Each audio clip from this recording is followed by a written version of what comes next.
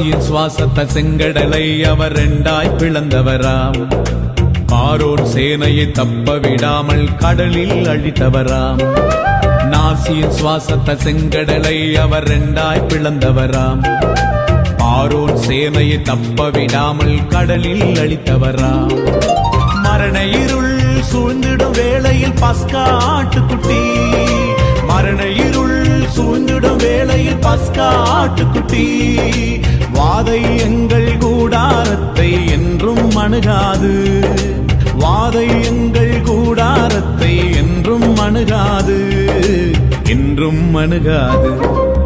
இல்லை இல்லை இல்லை என் வாசலை அடைப்பவன் இல்லை, இல்லை இல்லை இல்லை என்னை எதிர்ப்பவன் பூமியில் இல்லை, இல்லை இல்லை இல்லை என் வாசலை அடைப்பவன் இல்லை, இல்லை இல்லை இல்லை என்னை எதிர்ப்பவன் பூமியில் இல்லை.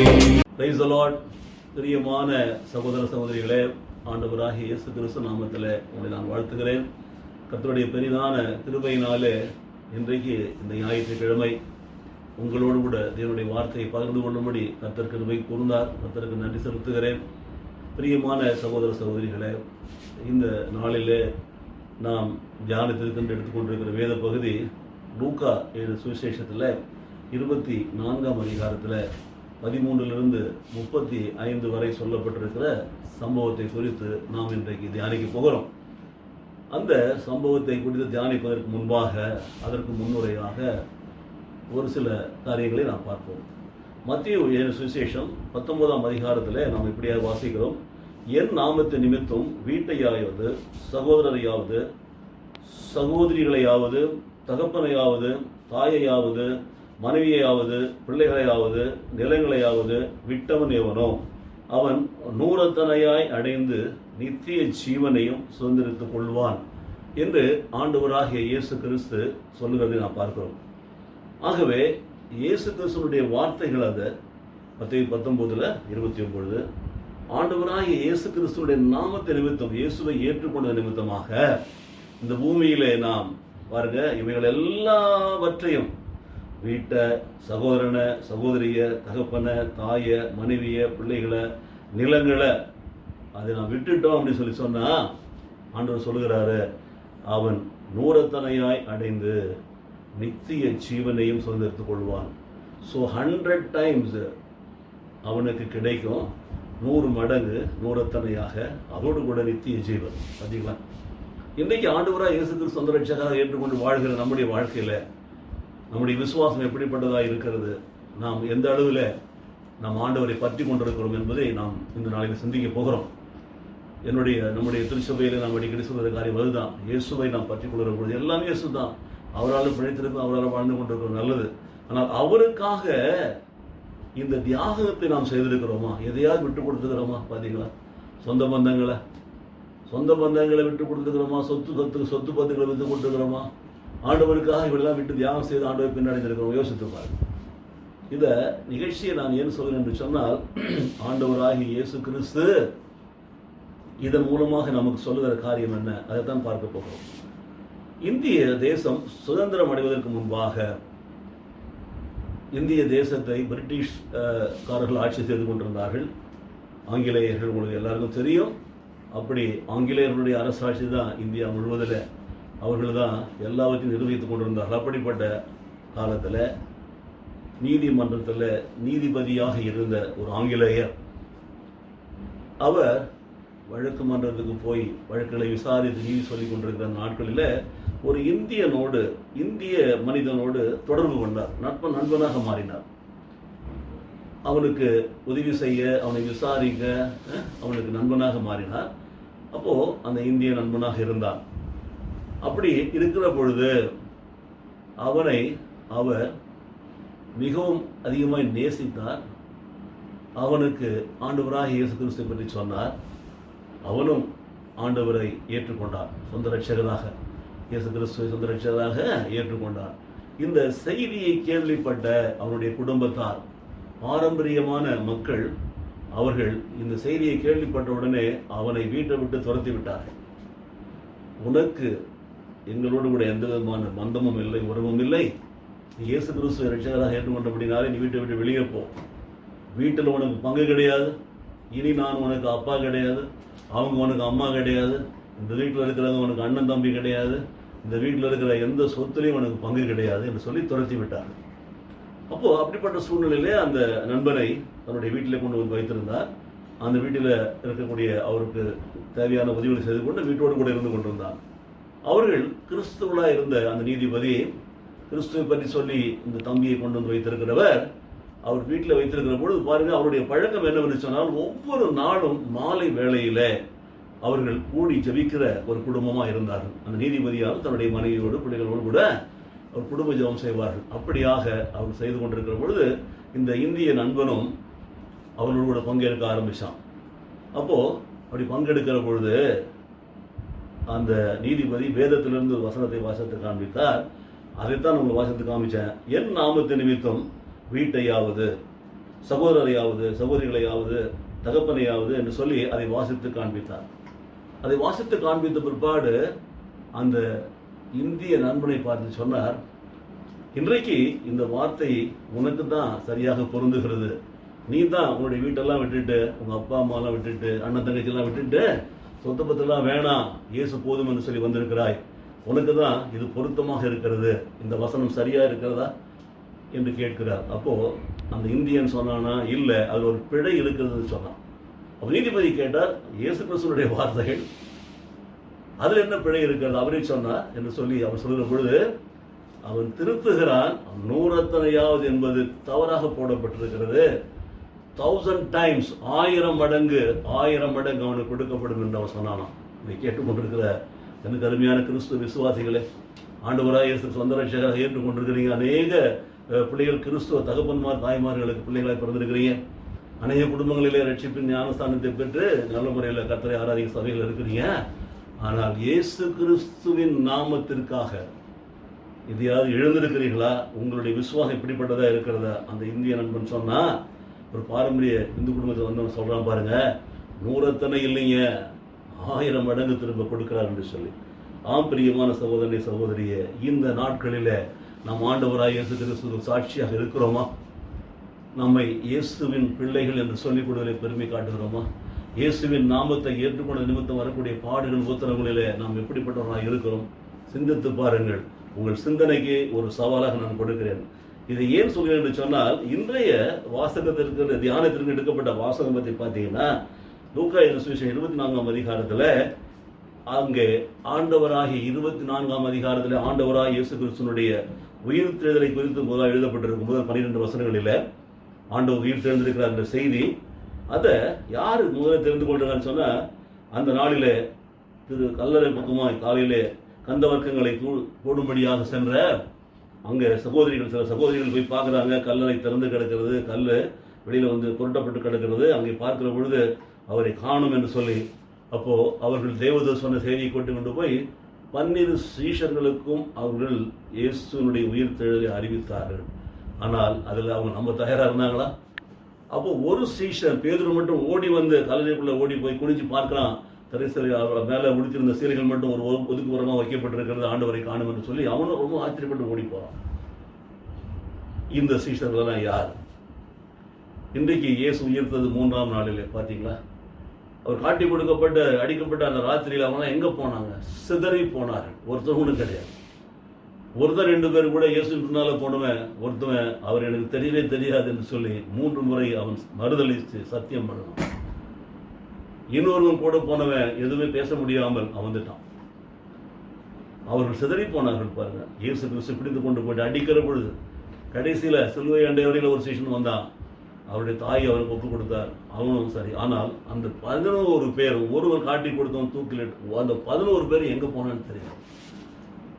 இயேசுவை ஏற்றுக்கொண்டவர்கள் தான், இயேசுவால் தெரிந்து கொள்ளப்பட்ட சீஷர்கள் தான், இயேசுவோடு கூட 3.5 வருஷம் இருந்து ஊழியம் செய்தவர்கள் தான். ஆனால் இயேசுவுக்கு அப்படிப்பட்ட நிலைமை வந்த பொழுது ஓடி போனார். அவங்க எங்கே இருக்கிறாங்கன்னு தெரியல, அவருடைய ஒரு ஐக்கியம் இல்லாமல் போயிட்டு இருப்பார்.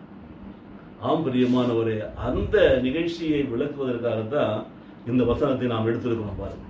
அப்போது இயேசு உயிர் தெழுந்தார், ஓடி போய் பார்த்தாங்க, எல்லாம் ஓடிட்டாங்க. அந்த நாளில் நான் வாசிக்கிறேன் பாருங்க, அன்றைய தினமே அவர்களில் 2 பேர் எருசலேமுக்கு 7 அல்லது 8 மைல் தூரமான எம்மாவு என்ற அந்த கிராமத்திற்கு போனார்கள். போகையில இந்த வர்த்தமானங்களை எல்லாம் குறித்து அவர்கள் ஒருவரோடு பேசிக் கொண்டார்கள். இப்படி அவர்கள் பேசி சம்பாஷித்துக் கொண்டிருக்கிற இயேசு தாமே சேர்ந்து அவருடைய கூட நடந்து போனார். ஆனாலும் அவரை அறியாதபடிக்கு அவருடைய கண்கள் மறைக்கப்பட்டிருந்தது. அப்பொழுது அவர் அவர்களை நோக்கி, நீங்கள் துக்கமுக உள்ளவர்களாய் வழி நடந்து ஒருவருக்கு ஒருவர் சொல்லிக் கொடுக்கிற காரியங்கள் என்ன? அதில் ஒருவனாகி கிலோப்பா என்பவன் சொல்லுகிறா, ஐயோ எருசலேமிலே நீங்கள் நடந்த சம்பவம் உனக்கு தெரியாதா? நீ அந்நியராக இருக்கிறீரா என்று சொல்லி எவைகள் என்று கேட்கிறார். அதற்கு அவர் சொல்றாரு, நசரேயனாகி இயேசுவை குறித்தவைகளே, தேவனுக்கு முன்பாகவும் ஜனங்களுக்கு முன்பாகவும் செய்கையிலும் வாக்கிலும் வல்லமை உள்ள தீர்க்கதரிசியாக இருந்தார். நம்முடைய பிரதான ஆசாரியர் அதிகாரம் அவரை மரண ஆக்கினைக்கு உட்படி சிறுவில் அறிந்தார்கள். அவரே இஸ்ரவேலை மீட்டு ரட்சிப்பார் என்று நாங்கள் நம்பியிருந்தோம். இப்படி சம்பவித்து இன்று 3 நாளாகிறது. ஆனாலும் எங்கள் கூட்டத்தை சேர்ந்த சதிரிகள் அதிகாலமே கல்லறையிடத்தில் போய் அவருடைய சரீரத்தை காணாமல் திரும்பி வந்து அவர்கள் தேவதூர் சொன்னதை வந்து எல்லாருக்கும் எங்களுக்கு சொல்லி பிரசுத்தம் பண்ணினார்கள். அப்பொழுது எங்களுக்கு சொன்ன கல்லறையிடத்தில் போய் ஸ்திரீகள் சொன்னபடியே கண்டார்கள், அவரையோ காணவில்லை என்றார்கள். அப்பொழுது அவர் அவர்களை நோக்கி, தீர்க்கதரிசிகள் சொன்ன யாவையும் விசுவாசிக்கிறதற்கு புத்தி இல்லாத மந்த இருதயம் உள்ளவர்களே, கிறிஸ்து விதமாய் பாடுபடவும் தமது மகிமையில பிரவேசிக்கவும் வேண்டியதில்லையா என்று சொல்லி மோசே முதலிய சகல தீர்க்கதரிசிகள் எழுதின வேத வாக்கியங்களை எல்லாவற்றிலும் நம்மை குறித்து சொல்லியவைகளை அவர்களுக்கு விவரித்து காண்பித்தார். இந்த லூக்கா 24:13 நான் வாசிக்கிற 35 3 காரியங்களை சொல்ல பிரியப்படுகிறேன் பாருங்கள்.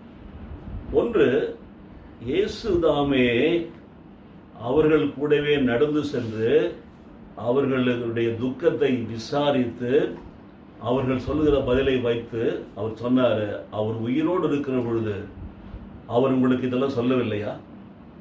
அவரை பற்றி தீர்க்கதரிசிகள் சொன்ன யாவையும் விசுவாசிக்கிறதற்கு புத்தி இல்லாத மந்த இருதயம் உள்ளவர்கள் என்று கேட்டார். இன்றைக்கு இயேசு கிறிஸ்து ஏற்றுக்கொண்ட அநேக மக்களுடைய வாழ்க்கையில் இதைத்தான் பார்த்தோம். விசுவாசம் இல்லாத, புத்தி இல்லாத, மந்த இருதயம் உள்ளவர்களாக இருக்கிறார்.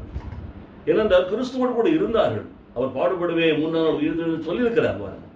மகிமையில பிரவேசிக்க வேண்டியதில்லை என்று சொல்லி இருக்கிறார். அதை கேட்டுட்டு அதெல்லாத்தையும் விட்டுட்டாங்க. பைபிளை படிக்கிறாங்க, வேதத்தை படிக்கிறாங்க இன்றைக்கு. ஆனால் எத்தனை முறை சொன்னாலும் அவருடைய வாழ்க்கையில கர்த்தருக்கென்று முதலிடம் கொடுக்கிற அந்த ஞானம் வருவது கிடையாது. ஏன் முதலிடம் கொடுக்கிறதே கிடையாது? முதல்ல எல்லா மாற்றும் உலக பிரகாரமான காரியங்களில், என்னை சமைக்கலாம், என்ன கொடுக்கலாம், என்ன போகலாம், என்ன வாங்கலாம், இப்படி உலக பிரகாரமான காரியங்களில் தான் ஈடுபாடுகளை பார்க்கிறோம். இயேசு என்ற பெயரை அவர்கள் ஏற்றுக்கொண்டவர்கள் என்பதற்கு அடையாளமான காரியங்களை வாழ்க்கையில் செய்யறதே கிடையாது. அவருடைய செயல்பாடுகள் எல்லாம் உலக பிரகாரமான மற்ற மக்களோடு ஒத்து போகிறது. பாரம்பரியமான சடங்காச்சார காரியங்கள். அவருடைய வாழ்க்கையில பணத்திற்கும் மற்ற வீணான உறவுகளுக்கும் முக்கியத்துவம் கொடுக்கிறதை பார்க்கிறோம். இயேசுவின் காரியங்களிலே, இயேசுடைய ஊழியக்காரர்களை அசட்டை பண்ணுகிறது, அவமானப்படுத்துகிறது. அவர் சொந்தத்திற்காக, சொந்த பந்தங்களுக்காக, அழிந்து போகிற சொந்தங்களுக்காக நிலையான காரியத்தை, அதனால்தான் ஆண்டவர் சொன்னார் பாருங்க, நூறத்தனை என்று சொன்னார். அந்த இந்திய நண்பர் இயேசு ஏற்றுக்கொண்டவர் சொன்னார் 1000 மடங்கு என்று சொல்லி. ஆனால் அது எல்லோடு கூட, அதனோடு கூட நித்திய ஜீவனை கொடுக்கிறேன் என்று சொல்றார். இன்றைக்கு இந்த கிறிஸ்துவ விசுவாசிகளுக்கு இந்த நித்திய ஜீவனை பற்றி கவலை இருக்கிறதா? ஆண்டவராக இயேசு கிறிஸ்துக்குள் வாழ்கிற அந்த நித்தியம் இல்லவே இல்லை. நான் பார்க்கிறேன் அநேகருடைய காரியங்கள். ஒவ்வொரு குடும்பத்தில் கூட இத்தனை நிமிஷம் கூடி ஜெபிங்க, இப்படி செய்யுங்க என்று சொன்னால் அதில் அவர்கள் முதலிடம் கொடுக்க தயாராக இல்லை. பாரம்பரியமான காரியங்களுக்கு முதலிடம் கொடுக்கிறார்கள், சடங்காச்சார காரியங்களை கொடுக்கிறார்கள், இல்லையென்றால் பெருமைக்குரிய காரியங்களை கொடுக்கிறார்கள். சத்தியத்தை கேட்பது, தேவனை ஆராதிப்பது, நேரம் செலவழிப்பது ஒரு மனப்பாட்டுடன் இல்லவே இல்லை. அப்போ அவர் விளக்கி சொல்லுகிறார் பாருங்க, இந்த நிகழ்ச்சியின் மூலமாய் he cares about us. அவருடைய சீடர்கள் கலைந்து போனார்கள், சிதறி போனார்கள். ஆனாலும் உயிர்த்தெழுந்த ஆண்டவர் அந்த சீடர்களுக்கு தான் முதல்ல போய் சொல்றாரு. முதல்ல போய் என் சகோதரத்தை சொல்லுங்கிறார். அந்த உயிர்த்தெழுந்த ஆண்டவர் அந்த சகோதரர்கள் நடுவில் அவர் எம்மாவுஸ் போற பசங்க 2 பேர் கூட பேசினே போறார். அவர்களை வினாவி அவர்களுக்கு வெளிப்படுத்துகிறார், நினைப்பூட்டுகிறார். பாருங்க, இதுதான் இயேசு இன்றைக்கும் செய்கிற 2000 வருஷம் கழிச்சு. எத்தனை வருஷமானால் அது செய்து கொண்டிருக்கிறார். ஆனால் எத்தனை முறை நினைப்பூட்டினாலும் வேத வார்த்தைகள், சத்திய வசனங்களை நாம் மறந்து போகிறோம். அதற்கு முதலிடம் கொடுக்கிறது கிடையாது. ஆண்டவரை பற்றி கொண்டா இந்த நாட்களில் நம்முடைய விசுவாசத்தை வெளிப்படுத்துகிற காரியங்கள் எப்படிப்பட்டதாக இருக்கிறது? மகிமையில் பிரவேசிக்க வேண்டியதில்லையா என்று சொல்லி மோசே எழுதிய சகல தீர்க்கதரிசிகளும் எழுதின வேத வாக்கியங்கள் எல்லாவற்றிலும் தம்மை குறித்து சொல்லியவைகளை அவர்களுக்கு விவரித்து காண்பித்தார். பிகாஸ் அவர் தன்னுடைய சீஷர்களை நேசித்தார். மறுதலித்தவனை நேசிக்கிறார், சந்தேகப்பட்டவனை நேசிக்கிறார், கலைந்து போனவர்களை நேசிக்கிறார். அவரோடு கூட அதோடு கூட பாருங்க, அது தருணத்திலே தாங்கள் போகிற அந்த கிராமத்துக்கு சமீபமானார்கள். அப்பொழுது அவர் அப்புறம் போகிறவர்களை காண்பித்தார். அப்புறம் போவது போல வெளியே போனார். அவர்கள் அவரை நோக்கி, நீர் எங்களோடு தங்கீரும், சாயங்காலம் ஆயிற்று என்று வருந்தி கேட்டுக்கொண்டார்கள். அப்பொழுது அவர் அவருடைய தங்கும்படி உள்ளே போனார். அவர்களுடைய ஒரு பந்தி இருக்கையிலே அவர் அப்பத்தை எடுத்து ஆசீர்வதித்து அதை பிட்டு அவர்களுக்கு கொடுத்தார். முதலாவது Jesus Christ cares about them என்று சொன்ன அவர்களை பற்றி கவலை உள்ளவர்கள், அக்கறை உள்ளவர்கள் இருக்கிறார். துக்கித்து பயந்து போய் கொண்டிருக்கிற அந்த சீஷர்கள் மத்தியிலே போய் அவர்களுக்கு தேவனுடைய வார்த்தைகளை எல்லாம் நினைப்பூட்டி ஆறுதல் படுத்துகிறார். அதுதான் தேவன் இன்றைக்கும் செய்கிறார். கொடிய வியாதி இன்றைக்கு பரவி கொண்டிருக்கிறது, பசி பஞ்சம் பட்டினி வந்து கொண்டிருக்கிறது, தொழிற்சாலைகள் மூடப்படுகிறது, வருமானத்திற்கு வழிகள் கிடையாது. ஆனால் நாம் ஆண்டவரை பற்றி கொள்கிறோமா? ஆண்டவருடைய வார்த்தை என்ன சொல்கிறது? வேதத்தில் எத்தனை இப்படிப்பட்ட ஊத்துல வந்த பொழுது மக்கள் காப்பாற்றப்பட்டார் என்பதெல்லாம் நாம் மறந்து போகிறோம். ஆனால் ஆண்டவர் நம்மை நேசிக்கிறார். அதனால தான் இன்றைக்கும் மிகவும் முடியாத ஒரு சூழ்நிலை, ஆலயம் திறக்கப்படவே இல்லை இருந்தாலும் சத்தியத்தை நாம் சொல்லுகிறோம். எத்தனை பேர் விசுவாசத்தோடு உட்கார்ந்து கேட்கிறீர்கள் என்று எனக்கு தெரியாது. ஆண்டவர் அறிவார். உங்களுக்காக பிரயாசப்பட்டு கொடுக்கிற அந்த காரியங்களில் புரிந்து கொள்ளுங்கள். மாத்திரமல்ல, அவர்களை நேசிக்கிறார் என்பதற்கு அடையாளம் தன்னை விட்டு ஓடி போன அந்த சீஷர்களுக்கு தான் முதல்ல சொல்றாரு. தன்னை விட்டு சிதறி போனவர்களுக்கு அவர்களோடு கூட நடந்து போகிறார், அவர்களுக்கு விளக்கி சொல்லுகிறார். எனக்கு பிரியமான சகோதர சகோதரிகளே, இரண்டாவதாக நீங்கள் பார்த்தீங்கன்னா அவர்களுக்கு அவர் செய்கிற காரியம், அவர்களோடு கூட பந்தி அமர்கிறார். அப்போ அவங்களுடைய வீட்டுக்கு போய் அவர்கள் பந்தி இருக்கையில அவர் அப்பத்தை எடுத்து அவர் ஆசீர்வதித்து அதை பிட்டு அவர்களுக்கு கொடுத்தார். அப்பொழுது அவருடைய கண்கள் திறக்கப்பட்டு அவரை அறிந்தார்கள். உடனே அவர் அவர்களுக்கு மறைந்து போனார். அப்பொழுது அவர்கள் ஒருவரை ஒருவர் நோக்கி வழியிலே அவர் நம்முடனே பேசி வேத வாக்கியம் நமக்கு விளக்கி காட்டின பொழுது நம்முடைய இருதயம் நமக்குள்ளே கொழுந்து விட்டு எரியவில்லையா என்று சொல்லிக்கொண்டு, அவர் தான் கொழுந்து விட்டு எரிய செய்கிறவர். தேவனுடைய வார்த்தைகளை சொல்லுகிற பொழுது நம்முடைய இருதயங்கள் கொழுந்து விட்டு எரிய வேண்டும். there should be light. இருள் போக வேண்டும் நம்முடைய வாழ்க்கையில். ஆனால் இன்றைக்கு இருள் போகிறதா? நம்ம ஆண்டவரை ஏற்றுக்கொள்வதற்கு முன்பாக எப்படி வாழ்ந்தோமோ அப்படியே நாம் வாழ்ந்து கொண்டிருந்தோம் என்று சொன்னகளில் இருக்கிறோம். பாருங்க, ஆண்டவரை ஏற்றுக்கொண்ட பிற்பாடு மூழ்கி ஞானஸ்தானம் எடுத்துப்பார், சபையில் அங்கத்திலான பிற்பாடு, பந்திலே பங்கேற்ற பிற்பாடு நம்முடைய வாழ்க்கையை தரம் எப்படி இருக்கிறது?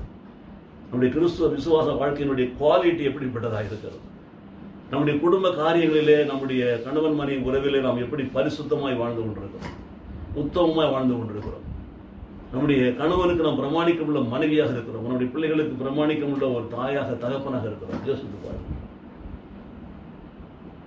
ஆகவே தான் இந்த சத்தியத்தை உணர்த்தும்படி அவர் கண்களை திறக்கும்படி அப்பத்தை பிற்கிறார். நம்முடைய திருச்சபையில் இன்றைக்கு முதல் ஞாயிற்றுக்கிழமையாக இருக்கிற அப்படின்னாலே நமக்கு ஆலயத்துக்கு சென்றிருப்போம் என்று சொன்னால் பந்தியை எடுத்திருப்போம். ஆனால் இன்றைக்கு நாம் வீட்டில் இருந்தபடி அந்த பந்தியை நிறைவேற்றுவதற்கான ஒரு சூழ்நிலை நமக்கு இல்லை. ஆகினால நம்முடைய ஜனங்கள் எல்லாரும் ஒருமனப்படுவது கிடையாது. ஒரு குறிப்பிட்ட நேரத்தில் சபை போதகர் சொல்ல நேரத்தில் கூடி ஜெபிக்க தயாராக இல்லை. ஆளுக்கு ஒரு நேரம். சிலர் சொல்கிறாங்க நாங்கள் காலையில் 5 மணிக்கு ஜெபிச்சிருவோம், சிலர் சொல்கிறாங்க நாங்கள் ஒரு 15 நிமிஷம் மட்டும் தான் ஜெபிப்போம், சிலர் சொல்கிறாங்க நாங்கள் நைட்டு 9 மணிக்கு மட்டும் தான் ஜெபிப்போம். எப்படி கர்த்தருடைய பந்தியை நம்ம இப்படி அனுசரிக்க முடியும்? ஆனால் நாங்கள் அனுசரிக்கிறோம் என்று சொல்வார்கள். எப்படி எனக்கு தெரியாது. ஏனென்றால் அதனுடைய பரிசுத்தம், அதனுடைய உண்மை முதலாவது நம்முடைய உள்ளத்திலே அது வர வேண்டும். அப்போ இந்த மக்கள் ஆண்டவரோடு இருந்தவங்க தான். ஆண்டவர் அடிபட்டு மாட்டிக்கிட்டு போன உடனே, செத்து போன உடனே அவங்கெல்லாம் ஓடி போனவங்க, சார்படி ஓடி போனவங்க தான். 3 நாள் கழிச்சு உயிர் தெழுந்த பிற்பாடு செய்தி சகோதரிகள் சொன்ன பிற்பாடு ஏற்றுக்கொள்ள தயாராக ஓடுறாங்க. விசுவாசம் எப்படிப்பட்டதாக இருக்கிறது? ஆண்டவரே கூட நடக்கிறார் சொல்றார். மறுபடியும் எனக்கு பிரியமானவர்களே, அவருடைய இருதயத்தில் கொழுந்து விட்டு எரியும்படி செய்தார் என்று சொல்லி எழுதப்பட்டிருக்கிறது. பாருங்க, அப்பத்தை எடுத்து அதை ஆசீர்வதித்து அதை பிட்டு அவர்களுக்கு கொடுக்கார். அப்பொழுது அவருடைய கண்கள் திறக்கப்படுகிறது. இன்றைக்கு கர்த்தருடைய பந்தி நாம் அதற்கு தான் அனுசரிக்கிறோம். எத்தனை முறை மாதம் முதல் ஞாயிற்றுக்கிழமை 2வது ஞாயிற்றுக்கிழமை கர்த்தருடைய பந்தி அனுசரிக்கிறோம். நம்முடைய கண்கள் திறக்கப்பட்டால் கர்த்தருடைய காரியத்துக்கு முதலிடம் கொடுக்க மாட்டோமா? கர்த்தருடைய ஆலயத்தில் நடக்கிற ஆராதனைக்கு சரியான நேரத்தில் போக மாட்டோமா? கர்த்தருடைய ஆராதனையில் முழுமையாக பங்கேற்க மாட்டோமா? கர்த்தருடைய ஆலயத்தில் நம் வசனங்களை முழுமையாக கேட்க மாட்டோமா? கர்த்தருடைய ஆலயத்தில் கேட்கிற செய்தியின்படி நம்முடைய வாழ்க்கையை ஒப்புக் கொடுக்க மாட்டோமா? கர்த்தருக்கென்று முதலாவது நம்முடைய தசமபாக காணிக்கை எடுத்து வைக்க மாட்டோமா? கர்த்தருக்கென்று கொடுக்கிற காரியங்கள் பாருங்க, யோசித்து பாருங்கள். இவைகள் எல்லாம் கண்கள் திறக்கப்படாத மக்களுடைய வாழ்க்கையில தான். முதல் ஞாயிற்றுக்கிழமை எடுக்கிறபடினால நான் இதை எடுத்து ஏன் சொல்கிறேன்னு சொன்னால், ஆவியானவர் எனக்கு இதை உணர்த்துக்கிறார். இதை சொல்ல சொன்னார், எனக்கு வேற ஒன்றும் கிடையாது. I was thinking about what to preach in this day. என்ன சொன்னாலும் நம்முடைய மக்கள் அசட்டை பண்ணுறாங்க, உதாசனப்படுத்துகிறாங்க. இதனுடைய உண்மையான காரியங்களை புரிந்து கொள்வது ஆவியானவர் தான் இதை நடத்த வேண்டும் என்று சொல்லி நான் ஜெபம் பண்ணேன். எனக்கு இந்த பகுதியை எடுத்து காட்டினார் ஆண்டவர். பிரியமானவர்களே, ஆகவே தான் சொல்கிறேன், இந்த நாளிலே சிந்தித்து பாருங்கள். உங்களுக்கு வாய்ப்பு கிடைத்த பொழுது கர்த்தருடைய பந்தியை உதாசனப்படுத்தினீர்கள். உங்களுடைய ஆலயத்தில் ஆராதனை நடக்கிற பொழுது ஆராதனை உதாசனப்படுத்தினீர்கள். ஏதோ விதமான மனத்தில் இருக்கக்கூடிய உறவுகளுக்கு முக்கியத்துவம் கொடுக்கறதுனால இயேசுவை ஒரு உறவை இழந்து போகணும்.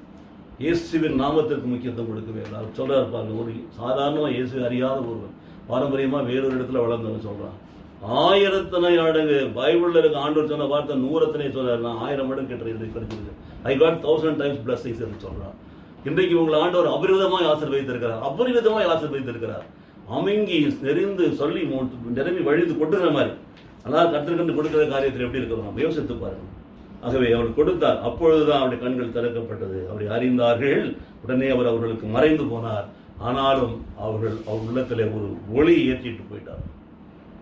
இயேசுனுடைய காரியம் இன்றைக்கு இயேசுனுடைய வார்த்தையை நாங்கள் எதுக்கு சொல்றோம்?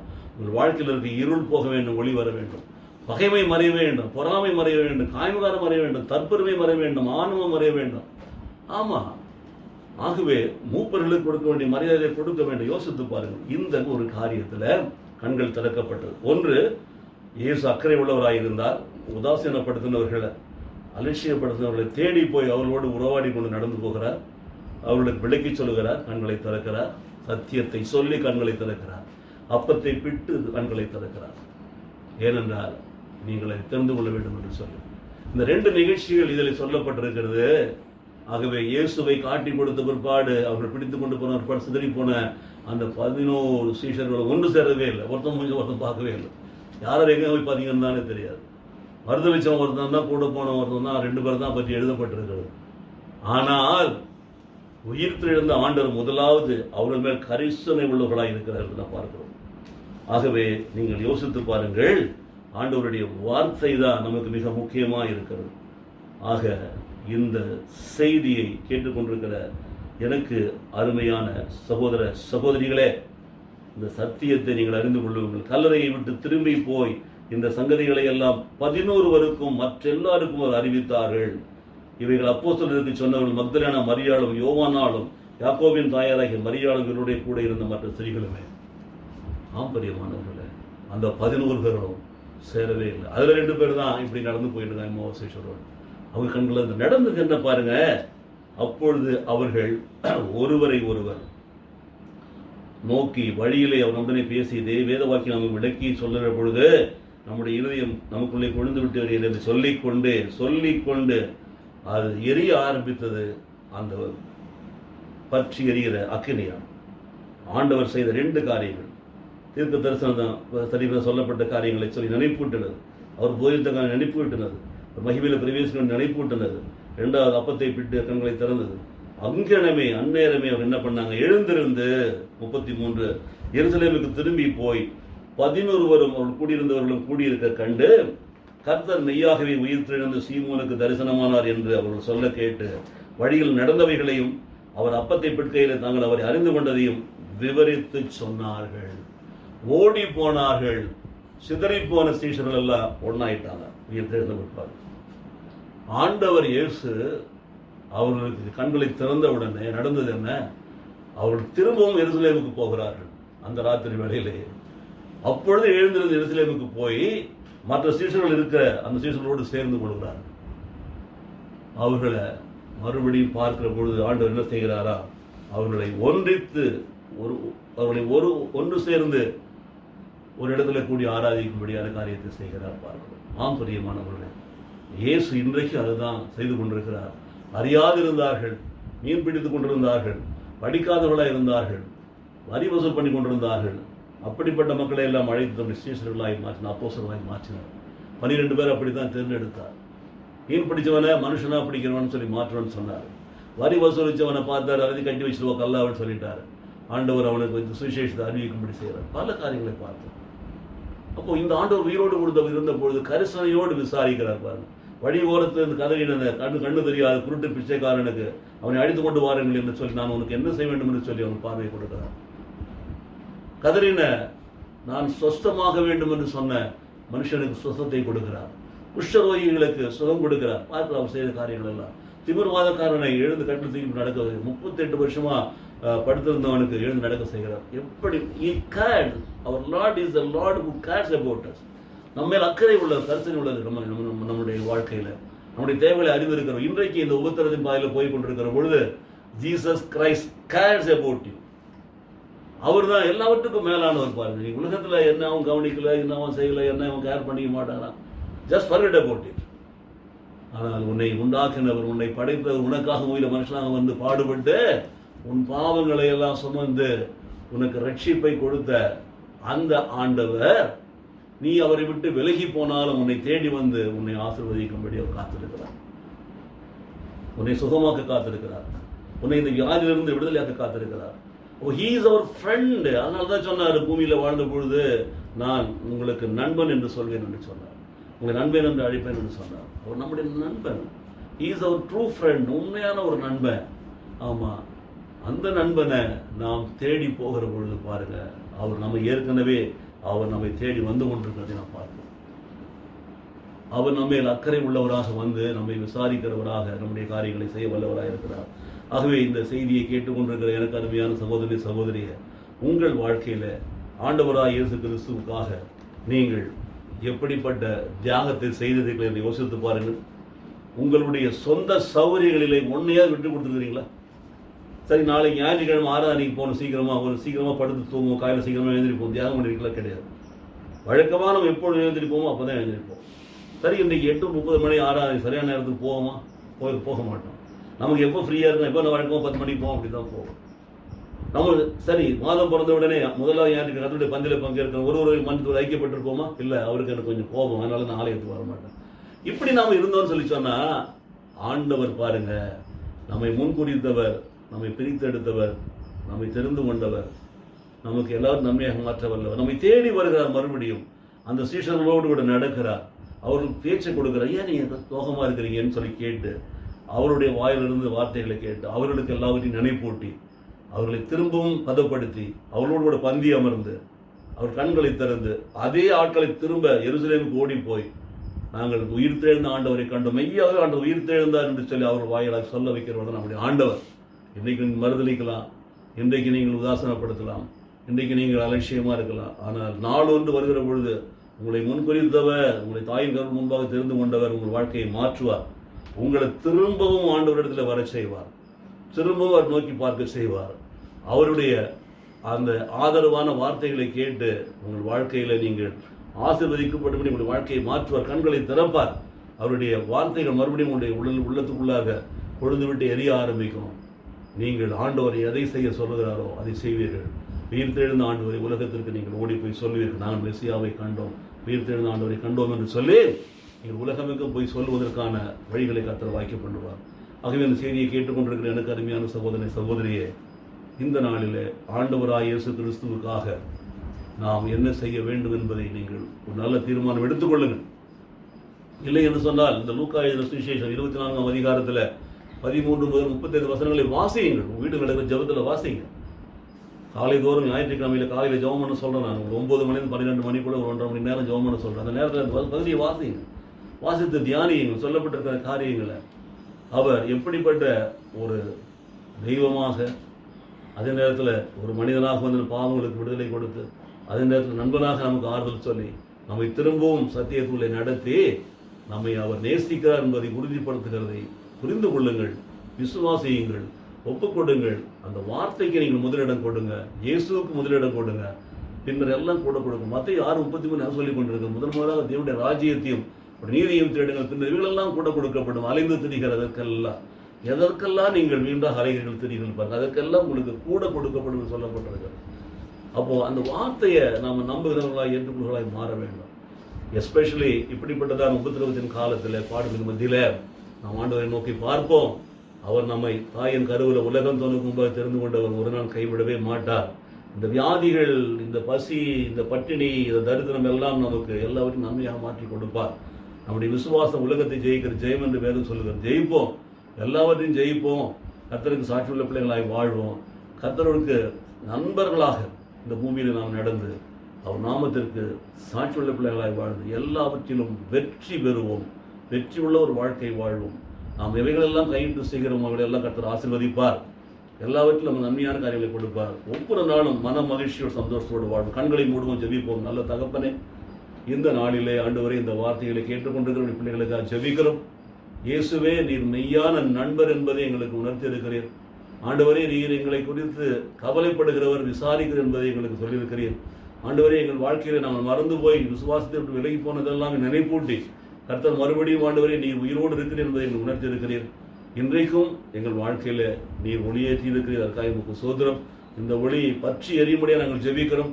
எங்கள் வாழ்க்கையில் இருக்கிற இருள் அகன்று போகும்படியாக நாங்கள் ஜெபிக்கிறோம். எல்லா இருளையும் அகற்றி ஆண்டவரே ஒளியின் பிள்ளைகளாக எங்களை நடத்தி எங்கள் வாழ்க்கையில் எல்லாவற்றிலும் உயர்வையும் மேன்மையும் கர்த்தர் கொடுத்து ஆசீர்வதிப்பீராக. எல்லா தீமைகளிலிருந்து விலக்கி எங்களை பாதுகாத்தருடன் எல்லாவற்றிலும் நாங்கள் சிறந்து விளங்கும்படி கர்த்தர் எங்கள் காரியங்களை வாக்கியப்படி எங்களை ஆசீர்வதிப்பீராக.